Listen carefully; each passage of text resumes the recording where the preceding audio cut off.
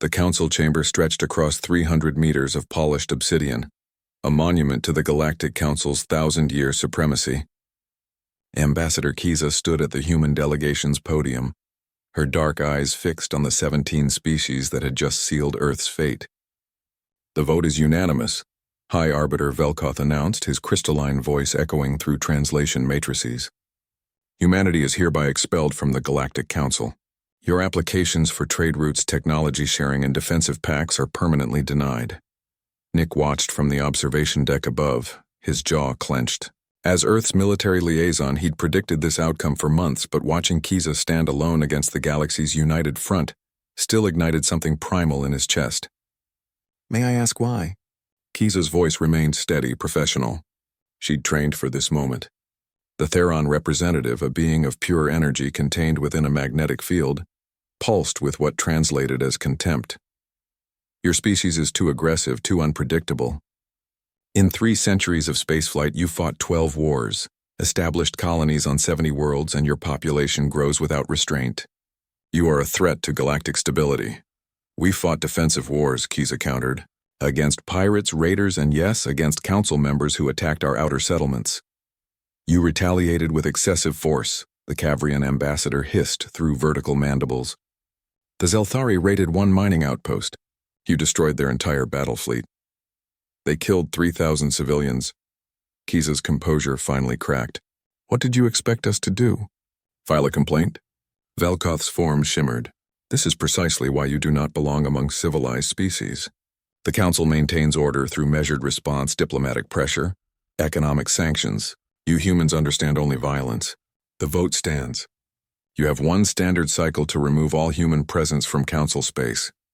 Nick met Kiza outside the chamber. She walked with her head high, but he saw the tremor in her hands. "They don't know what they've done," she whispered. "No," Nick agreed, pulling up his datapad. "They really don't." The journey back to Earth took 3 weeks through non-council jump routes. Kiza spent most of it drafting her report, while Nick coordinated with Fleet Command. By the time their ship entered Sol's orbit, humanity had already begun moving. President Chen met them in the Lunar Command Center, a facility that hadn't existed when they'd left for the Council. "Ambassador, Commander, welcome home." "This was constructed in 3 weeks?" Kiza stared at the vast operations center sprawling beneath the lunar surface. "We've been preparing for this contingency since the Council first denied our defensive pact request 2 years ago." Chen gestured to the holographic display dominating the room. "We're not building a fleet, Ambassador. We're building an Imperium." The display showed Earth's 70 colony worlds, each now ringed with shipyard platforms.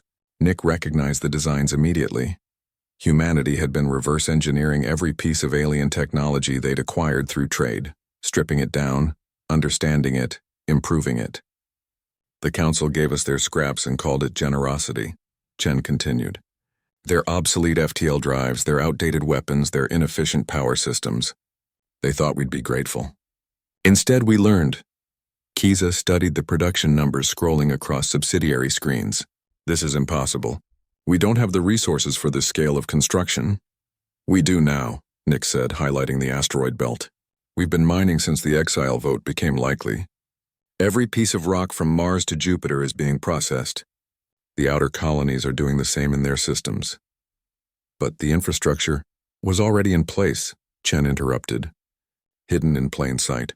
Every civilian shipyard, every manufacturing plant, every research station had dual-purpose designs. The Council never bothered to inspect our facilities closely. They assumed we were too primitive to deceive them." Over the following months, Kiza watched humanity's transformation with a mixture of pride and terror. The Council had expected Earth to collapse into isolation, to beg for readmission. Instead, Earth expanded. Human merchant fleets, no longer restricted by Council trade routes, established direct commerce with independent worlds. The prices were better, the terms fairer. Within 6 months, 40 non-Council species had signed trade agreements with Earth. The Imperium's military arm grew faster. Nick commanded the construction of Earth's new fleet from Mars Orbital Platform 1. The ships bore no resemblance to Council designs.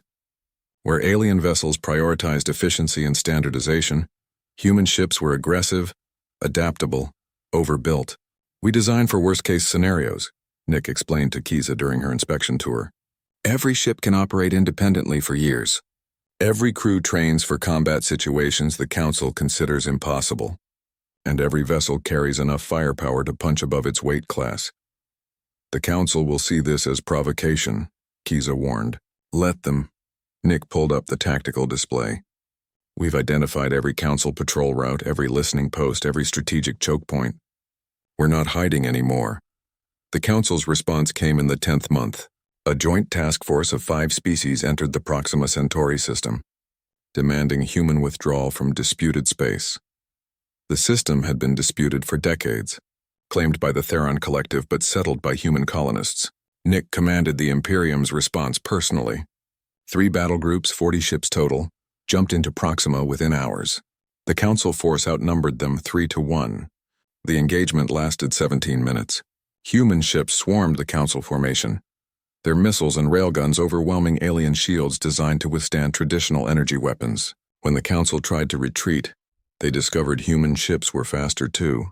Humanity had cracked gravitational manipulation, something the Council had hidden behind bureaucratic restrictions for centuries. Only 6 Council ships escaped. They carried reports that terrified the Galactic Council. Earth hadn't just built a fleet. They'd built a superior one. Kiza received the Council's emergency communication 3 weeks later.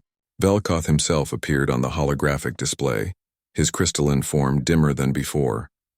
Ambassador, the Council wishes to discuss terms of reconciliation. Kiza smiled, and it wasn't diplomatic.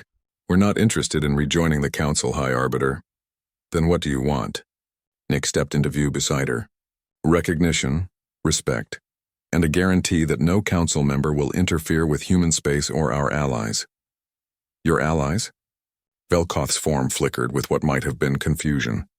63 independent species have joined the Terran Imperium in the last month, Kiza said. World's tired of Council regulations, Council taxes, Council condescension. You didn't just exile humanity, High Arbiter. You showed the galaxy there was an alternative. This is an act of war. No, Nick corrected. This is an act of independence. The Council can accept the new reality, or we can demonstrate exactly why you feared us in the first place. The transmission ended. Kiza turned to Nick, exhaustion finally showing on her face. Did we just change the galaxy? Nick looked at the display showing the Imperium's expanding borders, the trade routes multiplying, the fleet numbers growing.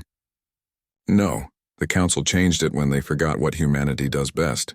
What's that? We adapt. We overcome. And we never ever forgive being underestimated. He smiled grimly. They exiled us thinking we'd fade away. Instead, we built an empire. And we're just getting started.